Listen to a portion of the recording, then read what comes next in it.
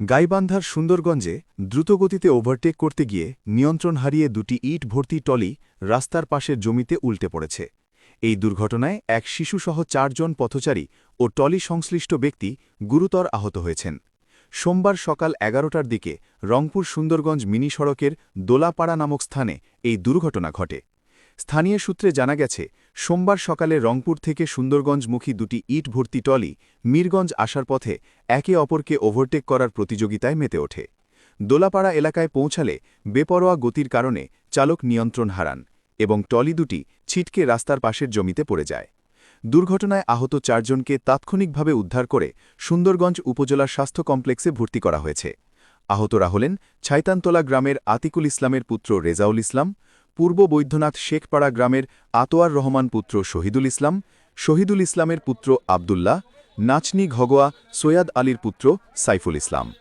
প্রত্যক্ষদর্শীরা জানান, টলি দুটি যেভাবে পাল্লাপাল্লি করছিল তাতে যে কোনো সময় বড় বিপদের আশঙ্কা ছিল। শেষ পর্যন্ত দোলাপাড়ায় এসে নিয়ন্ত্রণ হারিয়ে শিশুসহ পথচারীদের ওপর টলি দুটি উল্টে পড়ে। স্থানীয়রা দ্রুত এগিয়ে এসে তাদের উদ্ধার করে হাসপাতালে পাঠায়। বর্তমানে তারা হাসপাতালে চিকিৎসাধীন রয়েছেন। স্থানীয় বাসিন্দাদের অভিযোগ, এই সড়কে নিয়মিতভাবে টলি ও ট্র্যাক্টরগুলো প্রতিযোগিতার মতো ঝুঁকিপূর্ণভাবে চালানো হয়। চালকদের এই অপেশাদার আচরণের কারণেই বারবার এমন দুর্ঘটনা ঘটছে। তারা এ বিষয়ে প্রশাসনের কঠোর হস্তক্ষেপ দাবি করেছেন। সুন্দরগঞ্জ থানা পুলিশ ও স্বাস্থ্য কমপ্লেক্স সূত্রে জানা গেছে, আহতদের চিকিৎসা চলছে এবং দুর্ঘটনা কবলিত টলি দুটি উদ্ধারের প্রক্রিয়া চলছে।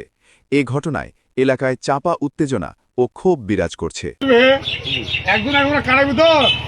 পেছনের গাড়ি খুব জোরে আছে, এই টান পঠান টান দিয়ে মনে করেন যখন সামনাসামনি হয়েছে না, যখন একসাথে হয়েছে, একসাথে হওয়ার পর থেকে রাস্তা মনে করে কোনো মানুষ দেখা যায় না, খেলা ধুয়ে ছাড়া পরে তো মনে করেন দেখা যায় এদিক দূরে সিএনজি এসেছে। মূল কারণ হঠাৎ আমার অভিমত করেন তো যে সিএনজি বোধ হয় মারছি বাবা, এই বোধ আর বাঁচিল নেই। আল্লাহ কি কাম এটা আঁকি দেখি তোমাখানে করে দিয়েছে সিএনজি আগে পরে তো দেখবি ছাওয়াটা মনে করেন ইটের তল থেকে টানি বের করে।